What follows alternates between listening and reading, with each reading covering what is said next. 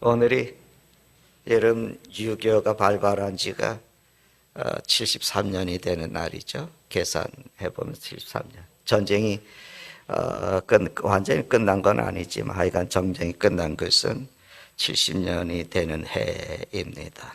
뭐 전쟁 중에 출생하신 분들이 계실 텐데, 전쟁으로 폐허된 조국에서 방공, 또 잘 살아보세 구호를 외치면서 군정의 시대, 산업화의 시대, 민주화의 이 시대를 살아오셨는데, 그 세월이 다 험한 세월이었어요. 그 세월이 다 힘든 세월이었는데, 이제 그 세월을 어떻게 살아오셨습니까? 그저 세월이 흘러서 오늘까지 왔는데, 이제는 그분들이 다 황혼에 이르렀잖아요. 순식간에 지나갔습니다, 세월이. 그래서 이번 달에 들어와서 마지막 주 달력을 이렇게 이제 하면서 설교를 이렇게 정리하면서 설교를 보는데, 이번 주일이 6.25라고 하는 이제 6월 25일이라고 하는 걸 보고 6.25를 생각하다가 저에게 그냥 갑자기 입에서 툭 튀어나온 노래가 있어요. 이게 뭐냐면 이런 노래입니다. 나 태어나 이강산의 군인이 되어 꽃 피고 눈 내리는 언 30년. 여러분 기억나십니까? 무엇을 하였느냐, 무엇을 하려느냐. 그리고 맨 마지막에 1절에 다시 모두 흘러간 내 청춘하지. 그러는 이제 그 노래인데, 기억나신 분들이 있는지 모르겠어요. 리듬을 한번 불러볼까요? 나 태어나 이 강산에 군인이 되어, 이런 거거든요. 근데 제가 이걸 부르다가 저 혼자 바꿔서 나 태어나 이 강산에 목사가 되어, 그리고 한번 제가 이제 불렀는데, 꽃 피고 눈 내리는 언 30년도 또 지나갔습니다. 그런데 늙은 군인의 노래라는 곡이거든요. 영웅들에게, 전쟁의 영웅들에게 헌정하는 노래입니다. 거기에 보면 얻은 건 없어요. 누리는 것도 없어요. 그런데 그 푸른 제복에 대한 그런 자긍심, 또 지나온 세월에 대한 회한, 이것이 이제 묻어나는 그런 얘기의 그런 노래예요. 제복이라는 거, 여러분 우리가 그 제복이라는 얘기, 군복의 제복이라는 얘기를 들으면서 제가 오늘 본문의 말씀을 생각을 했습니다. 그리스도로 옷 입었다는 거. 우리가 좀 이름을 들으면 다 아실 수 있는 분인데, 문학평론가거든요. 근데 이분은 이제 문학평론의 뭐 독보적인 위치에서 이제 그 생활하시는 분인데, 그 어떤 그 분, 그 모 교회, 모 대학의 그 교수가 서울 시내에 있는 아주 그 큰 대형 교회에 초대를 받아서 강의를 했어요. 근데 그분은 언제나 공공장소에서도 자기는 예수 안 믿는다고 아주 공언하던 그런 사람인데, 그 교회가 그분을 초청을 해가지고 강연을 듣는 겁니다. 근데 그 초청한 이유가 뭐냐면, 왜 내가 예수 믿지 않는지, 그 교회가 그 이유를 듣고 싶어서 그분을 초청을 한 거예요. 그래서 그분이 그 교회에 와서 이제 그 간증 아닌 간증, 그 강연을 이제 하면서 자기는 미션 스쿨에서 강의한다는 거예요. 기독교 대학에서 강의를 하는 교수고, 자기는 산상수훈을 나름대로 다 알고 있다는, 이런 산상수훈 아십니까? 제대로 읽어보셨나요? 마태복음 5장에서 마태복음 7장까지 나오는 주님의 가르치심.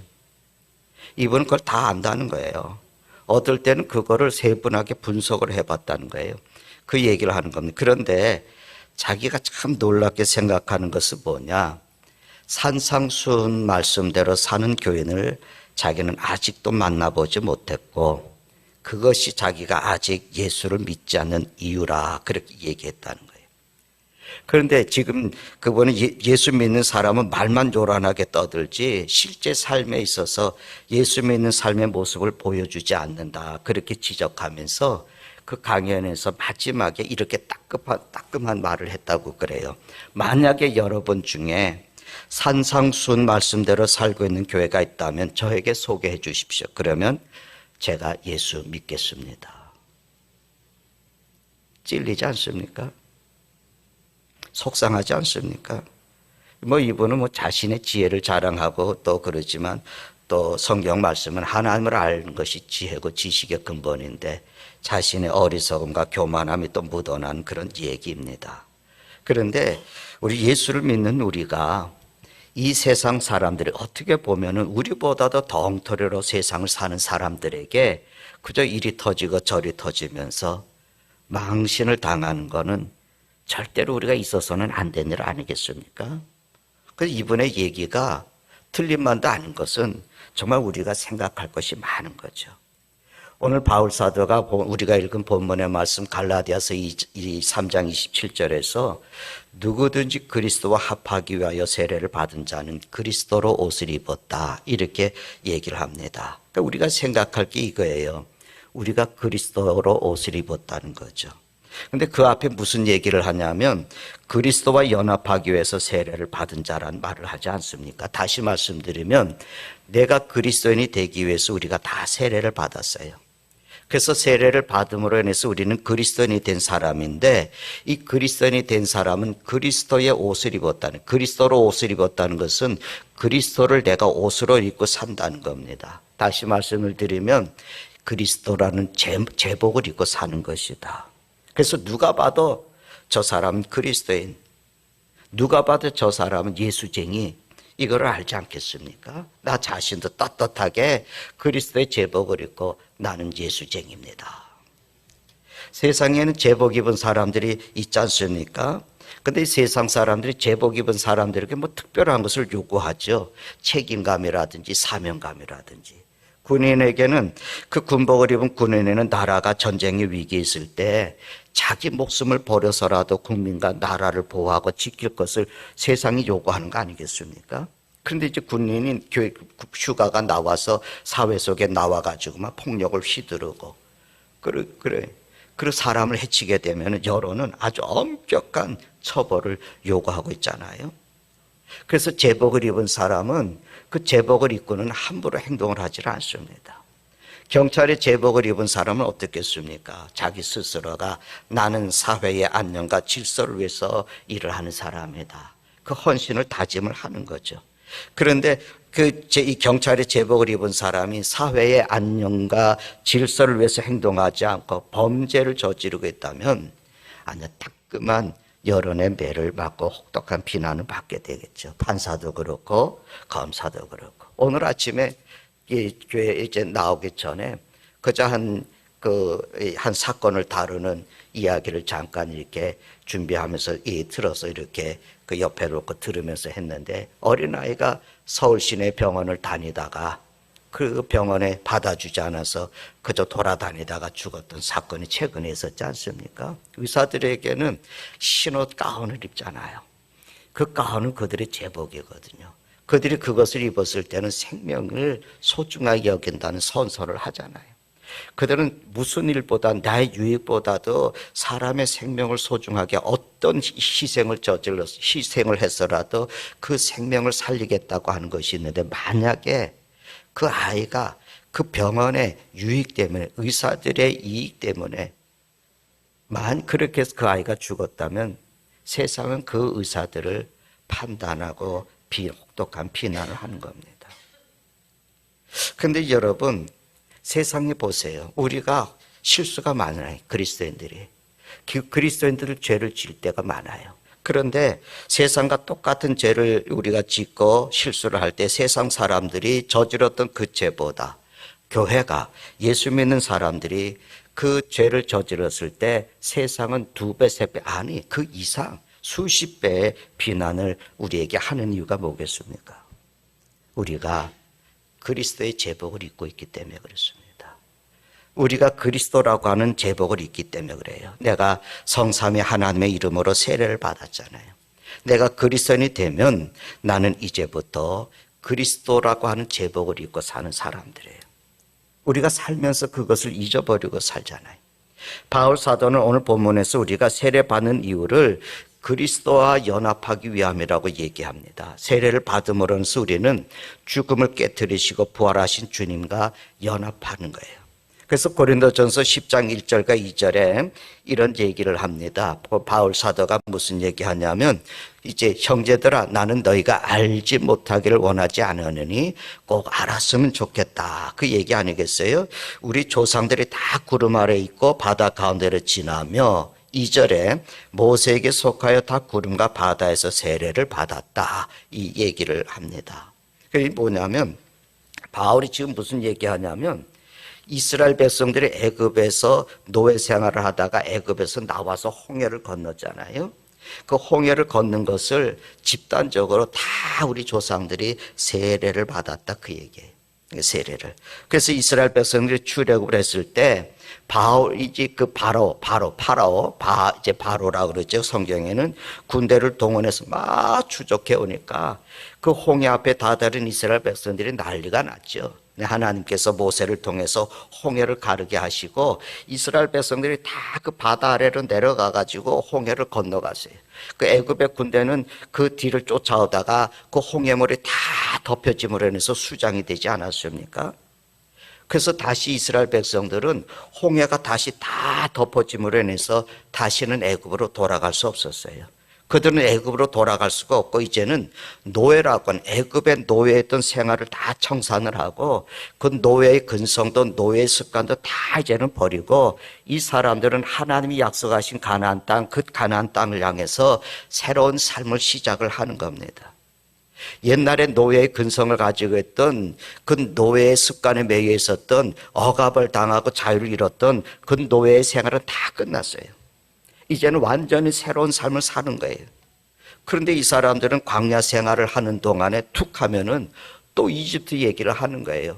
그래서 그들이 뭐라 그럽니까? 물이 좀 모자르고 갈증이 좀 심하고 그러니까 뭐라 그래서 이집트로 돌아가자. 먹을 것이 또 부족하니 뭐 파도 없고 그런 먹을 것이 없는데 우리 이집트로 돌아가자고. 자꾸만 이집트 얘기만 하는 겁니다. 근데 우리가 알듯이 그들도 알지 않겠어요? 이집트에서 어떤 생활을 했습니까? 고달픈 삶 아니었습니까? 그들은 이집트의 삶은 노예였거든요. 자유도 없었거든요. 그들은 재산도 없었거든요. 아마 재산이 많았다면 안 나왔을 거예요. 그거 두고 나왔겠습니까? 그럼에도 불구하고 끊임없이 이집트로 돌아가자는 거예요.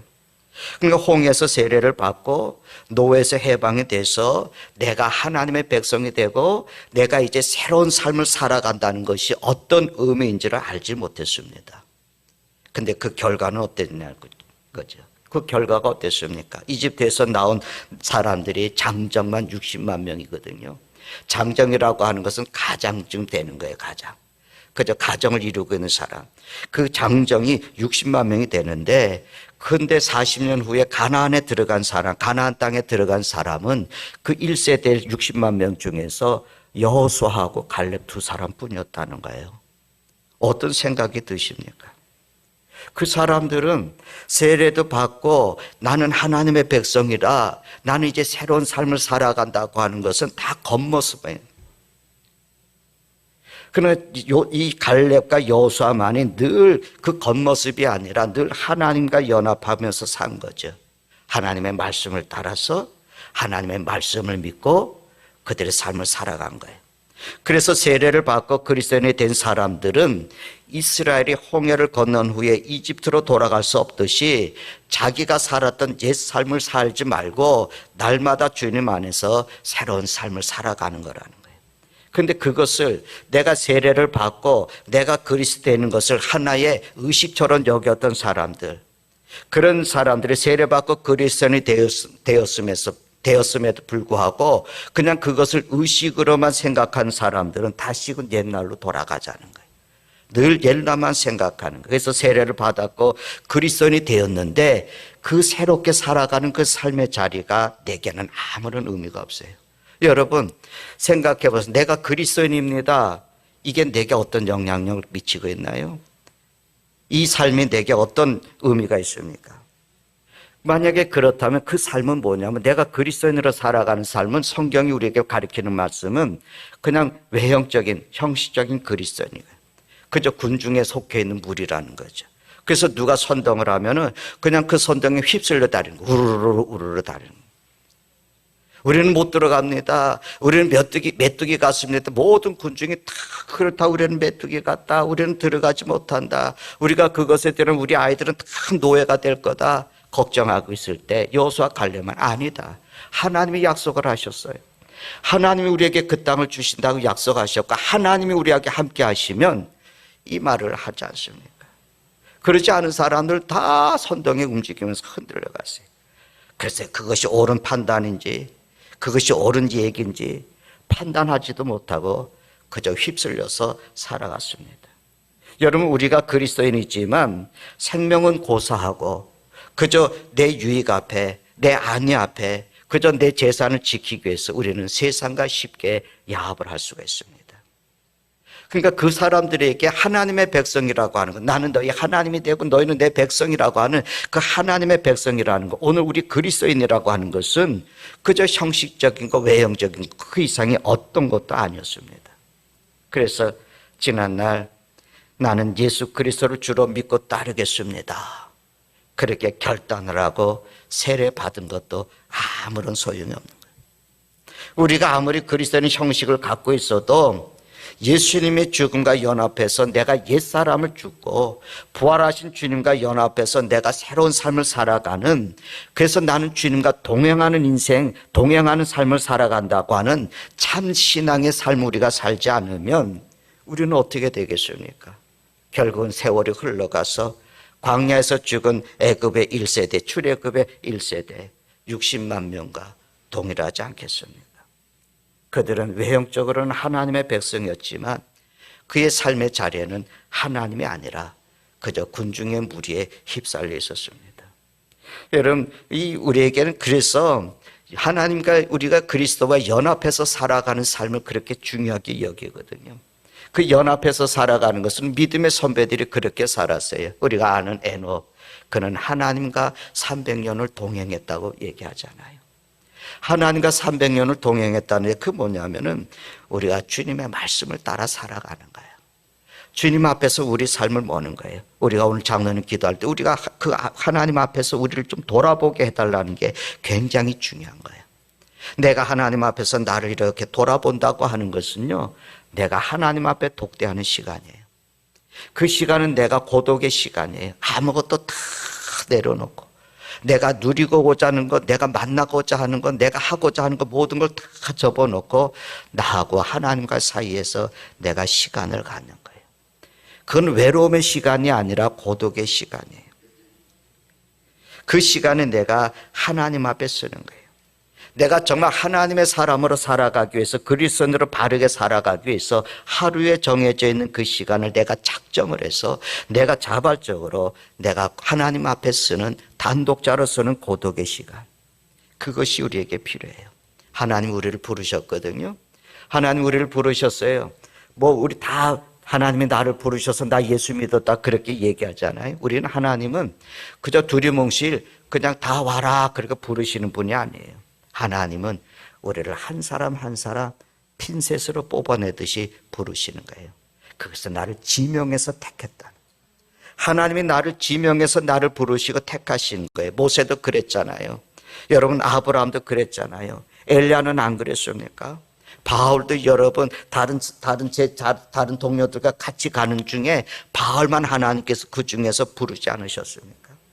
우리는 다 그렇게 부르시는 거예요. 그래서 우리는 절대적으로 하나님하고의 만남의 시간을 가질 때 우리는 주님과 연합하는 삶을 살아갈 수가 있습니다. 오늘 우리가 이렇게 다 찬양하는 거, 여럿이 함께 찬양하는 중요하지만 내가 하나님 앞에 서는 그 시간들을 내가 가지지 않는다면 우리는 그저 군중의 무리에 휩쓸려 가지고 이리 휩쓸리고 저리 휩쓸리는 그리스도인으로 삽니다. 군중이라는 것은 책임이 없어요. 세상 좀 보세요. 세상의 군중의 모습들 보세요. 여러분, 요번에 사드 이야기가 또 나와가지고 얘기하는데, 그거 뭡니까? 전자파론에서 성주에 있는 그 사과가 썩어가지고 먹으면 안 된다. 이런 얘기가 한참 있었잖아요. 그 이전에 여러분, 미국에서 수입하는 그 소고기에 광우병이 있으니까 그거를 먹으면 사람들이 광우병에 걸려서 뇌가 없어서 죽는다는 얘기가 얼마나 많았었습니까? 우리도 많은 분들이 아마 거기에 휩쓸려서 광우병 막 이랬을지도 모르겠어요. 그런데 여러분, 광우병으로 10년이 지났지만 뇌가 없어져서 죽은 사람은 하나도 없잖아요. 근데 아무도 책임지지 않습니다. 그렇게 외쳤던 사람들이 책임지는 자가 누가 있나요? 아무도 없습니다. 군중은 그래요. 오늘 이 시대에 누가 책임을 집니까? 십자가에 못 박았어서 못 박았어 했던 그 군중들이 누가 책임을 지십니까? 오늘 우리가 예수 믿고 하면서도 오늘 이런 삶의 형편에서 누가 하나 책임을 질 수 있겠습니까? 그런데 문제는 이런 군중의 무리에 속하는 많은 그리스도인들이 하나님의 말씀대로 살지 않는다는 거예요. 그래서 우리는 불의한 방법인지 알지만 내게 수익이 있으면 그것을 받아들이는 거예요. 그리고 나서 우리는 교회 와서 내가 봉사하고 예배도 드리고 그러면 마치 나는 그 모든 것에 대해서 면죄부 받은 것처럼 생각해요. 왜 그렇습니까? 내 주변이 다 그렇게 살고 있거든요. 내 주변에 그리스도인들이 그렇게 살고 있어요. 다 그렇게 믿고 있거든요. 그래서 그렇게 살아도 나는 양심의 가책을 안 받아요.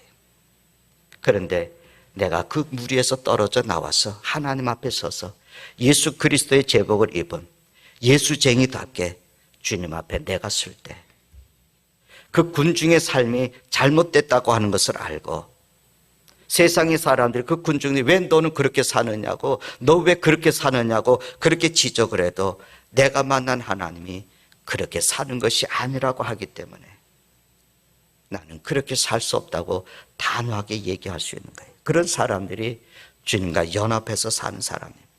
서두의 한 지식인이 교회에서 그리스도인들을 비난하고 조롱한 한 말, 그 말은 여러분, 그리스도인들은 아무리 많이 모여도 그저 이리저리 선동에서 몰려다는 군중과는 달라야 된다는 얘기 아니겠습니까? 우리가 그렇게 산다면 우리가 예배당에 아무리 다녀도 그저 시류에 휩쓸려서 그저 우리가 우리의 욕망의 노예가 된 세상 사람들이 그렇게 살 때 우리도 거기에 그저 따라서 휩쓸려가는 그런 삶이 됩니다. 여러분, 왜 세례받고 그리스도인이 됐습니까? 여러분의 일상의 삶에서 여러분이 그리스도인이라고 하는 것이 어떤 의미를 지니고 있습니까? 인생 살면서 내가 그리스도인이라고 하는 사실이 철저하게 잊혀지고 무시되어지면 여러분 뭐하러 세례받고 그리스도인이 됐습니까? 그리스도인이 되기 위해서 세례받는다는 것이 고작 아무런 의미 없는 종교의 행위에 불과하다면 그게 무슨 가치가 있겠습니까? 내가 세례를 받고 그리스도인이 됐다는 것은 주님과 연합하는 것입니다. 그분과 내가 동행하는 삶을 사는 겁니다. 얼마나 그분과 얘기를 하십니까? 얼마나 속상한 얘기를 그분께 하고 얼마나 기쁜 얘기를 그분께 하고 그분의 조언을 들으려고 귀를 기울이십니까? 바울 사도가 여러분 우리에게 주신 하나님과 연합하는 것, 여러분 히브리서 4장 11절 12절에 있는 말씀을 보면은 이런 말씀을 해요. 하나님의 말씀은 살아있다고, 활력이 있다고, 자위의 날선 어떤 검보다도 예리하다. 그러면서 뭐라고 얘기했냐면 혼과 영과 관절과 골수를 찔러서 쪼개기까지 하고 마음과 생각과 뜻을 판단한다. 그렇게 얘기했습니다. 그 왜 그러겠어요? 그거는 여러분 그 말씀을 보면은 하나님께서 우리를 사랑하시기 때문에 우리는 다 죄성을 가지고 살아요. 뭐 의인이 어디 있겠어요? 의인은 없나니 하나도 없다 그랬거든요. 너도 죄인이고 나도 죄인이에요. 다 죄성을 가지고 있거든요. 그런데 이 하나님의 말씀이 나를 막 찌르고 쪼개지 않으면 내 안에는 죄성이 나를 지배해요. 나를 지배해서 나를 결국은 파멸로 넘어져요. 그래서 하나님의 말씀이 자꾸만 내게 찔림이 와야지 돼요. 여러분, 하나님의 말씀이 내게 찔림이 되시나요? 하나님의 말씀을 읽을 때 찔림이 되시나요? 그때 내가 진정한 그리스도인으로 서게 되는 거예요. 여러분, 우리 베드로 사도가요, 그 성령의 충만을 받고 밖에 나가서 예수의 복음을 전하는 거예요. 너희들이 죽인 예수가 그리스도라고, 너희가 하나님의 아들 그리스도를 죽였다고 막 이렇게 얘기하면서 회개하라고, 예수님의 이름으로 세례를 받고 제사함을 받으라고 그러면 성령을 너희가 선물로 받는다고. 성령의 선물을 받는다. 이 성령의 선물을 받는다는 건 성령이 선물로 너에게 주어진다, 그 얘기거든요. 근데 은퇴하신 목사님이, 그 유명하신 목사님인데 그분의 글에 예루살렘의 얘기를 이렇게 했어요. 그 베드로의 설교를 들은 사람들이 그날에 3,000명이 회개했다고 그러거든요. 근데 이제 몇 날이 못 돼서 그 몇 날 한 사흘쯤 지나서 몇 날 또 5,000명이 회개를 해요. 그 성경이 우리가 그 말씀을 보면 그러면 8,000명이 세례를 받잖아요. 그리스도인이 됐어요. 근데 여러분, 우리 사회도 그분의 글에 보니까 그분이 그 당시 유대 사회는 가부장적 사회라. 우리도 그랬죠. 우리 한참 전도할 때 말이죠. 오래전 60년대 전도할 때 한 마을에 가서 전도하면 다 시족이에요. 같은 성씨 가지고 있는 사람. 그래서 전도할 때 제일 초점이 누구냐면 그 집, 그 가문의 제일 어른, 그 이장, 이런 사람들을 전도하는 거예요. 그럼 그분들이, 그 사람이 전도를 받으면 그 주변이 다 그 마을이 전도를 되어지는 그런 일이 있는데, 그분의 글에 그 얘기, 유대 사회가 철저하게 가부장적 사회이기 때문에 가장이 종교를 바꾸면 처자식들이 종교를 다 바꾼다는 거예요. 그러면 그분들이 장정이라고 하는 거, 그 다 그 남자만 받았다면 장정들이 대부분 그 사람들이 받아 8,000명이 그리스도인이면 8,000명이면 한 8,000 가정이 된다는 거예요. 8,000 가정이면 그분의 계산을 하니까는 한 4만 명, 5명씩 하는 4명씩에다 한 4만 명이 그때 예수를 믿었다는 거예요. 4만 명 대단하죠? 며칠 만에 4만 명이. 그런데 그분은 또 무슨 얘기를 했냐면은, 근데 그 예루살렘의 주민들은 그 당시 얼마에 있었을까? 그분 고고학적으로 그분이 이제 서적을 찾아서 이렇게 봤더니 그 당시에 예루살렘에는 8만 명의 주민들이 있었다. 그건 어린아이까지 다 포함이 되지 않겠어요? 엄청난 일이 일어났어요. 그러면 그 도시의 반이 예수님을 영접한 거예요. 그런데 성경을 읽어보셨죠? 어느 날 예루살렘에 예수 믿는 사람들이 안 보이는 거예요. 그분이 그거를 지적합니다. 그 목사님이. 예루살렘에 예수 믿는 사람이 안 보여요. 그 사건은 이제 사도행전 8장 1절에 보면은 이제 그 사울이 누구를 죽인 사건이 일어나냐면 스데반을 죽이는 사건이 일어나잖아요, 사람들이. 그러니까 사울이 그가 죽임을 마땅히 여겼다. 그러면서 예루살렘에 박해가 일어나요. 그래서 성경의 8장 1절에, 사도행전 8장 1절에 다 사도회는 전부가 다 유대와 사마리아 모든 땅으로 흩어졌다 그랬어요. 그런데 2절에 보면은 무슨 얘기가 나오냐면 경건한 사람들이 스데반을 장사했어요. 그러면 아직 그때에 예수 믿는 사람들이 남아있는 거 아니겠어요? 근데 3절에 가서 보면은 사울이 교회를 또 잔멸하게 해서 각 집에 들어가서 남녀를 끌어다가 옥에 넘겼다고 그랬어요.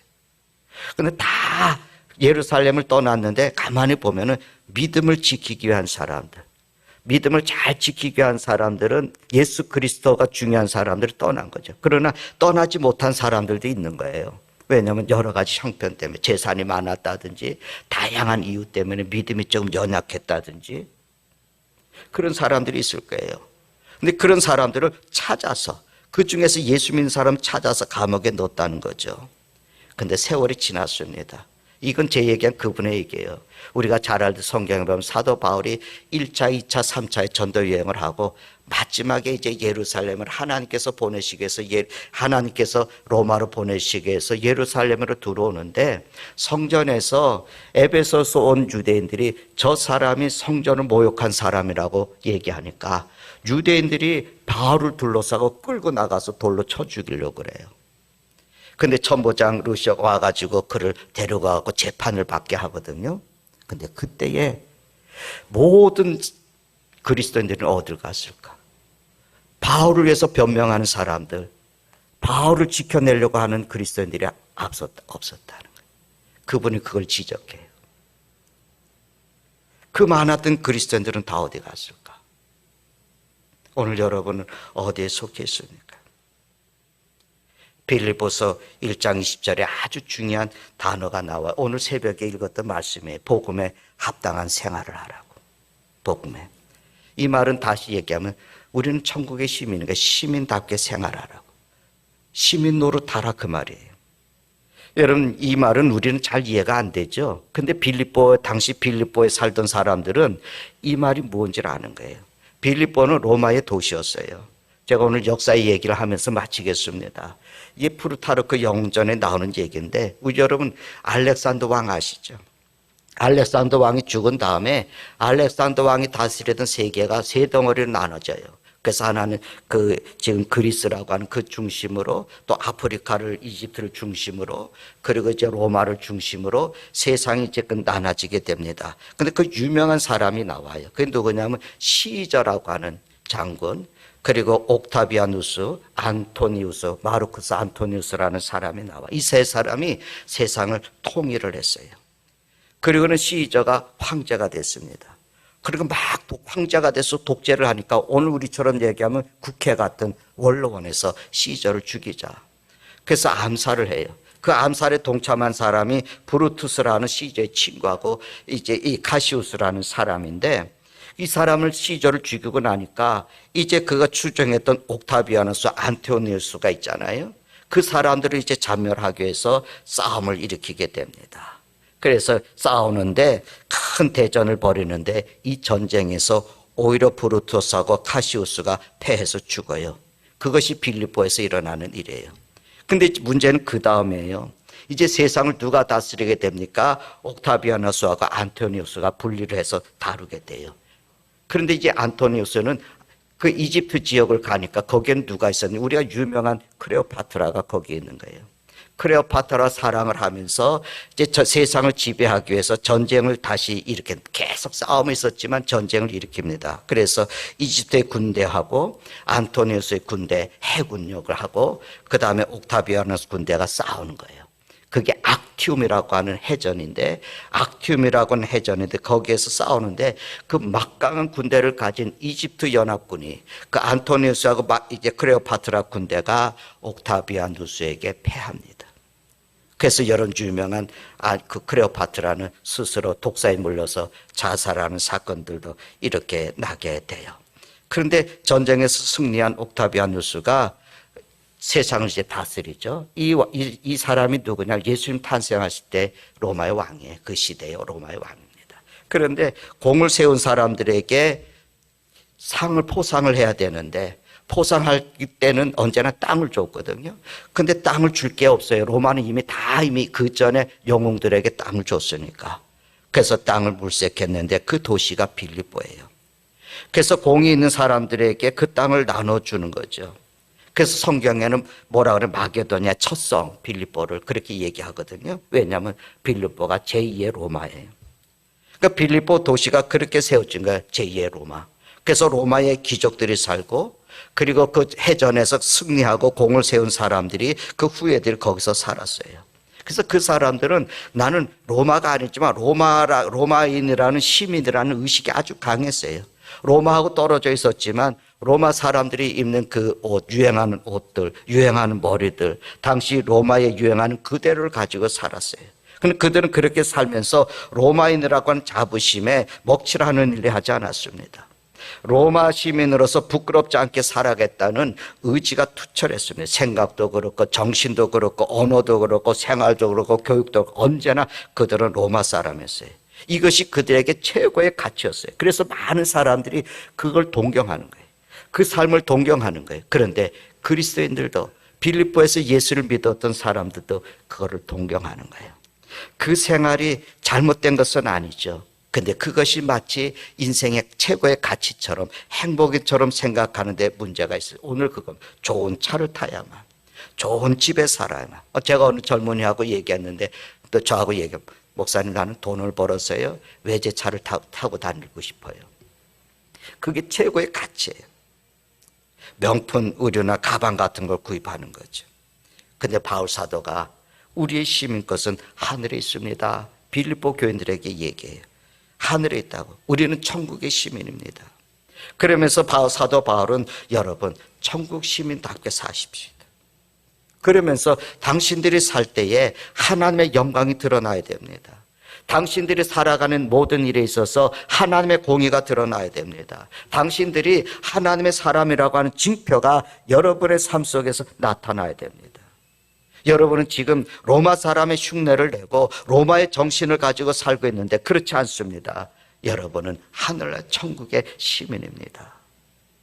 사랑 여러분, 저는 오늘 세상에 일어나는 일들을 보면서 군중의 심리에 흩날리는 사람들을 봅니다.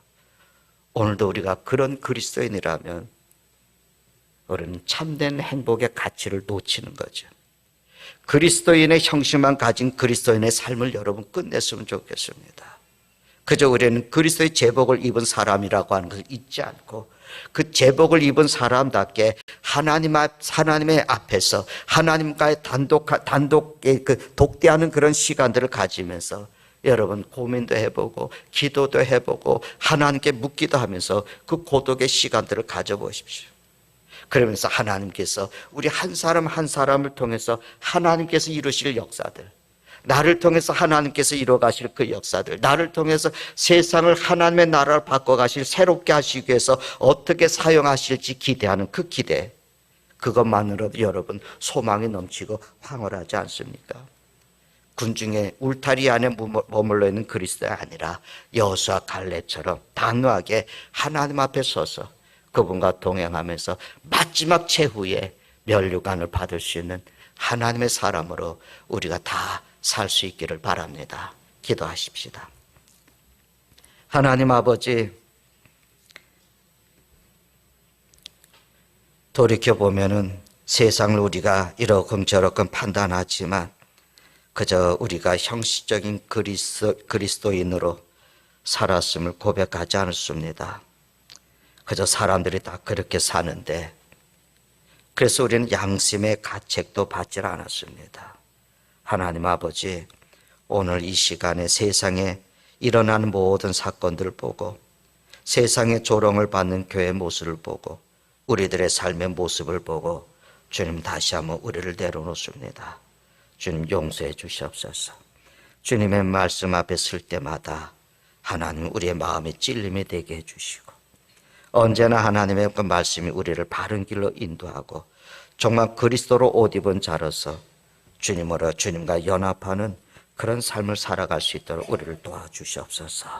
그래서 하나님 당신의 사람들을 통해서 이 땅이 날마다 새로워지는 그런 역사를 이루게 하시고 그것이 우리의 가치고 그것이 우리의 소망이고 아버지 하나님 부르심에 응답하는 삶이 되게 도와주시옵소서. 예수님의 이름으로 기도드리나이다. 아멘.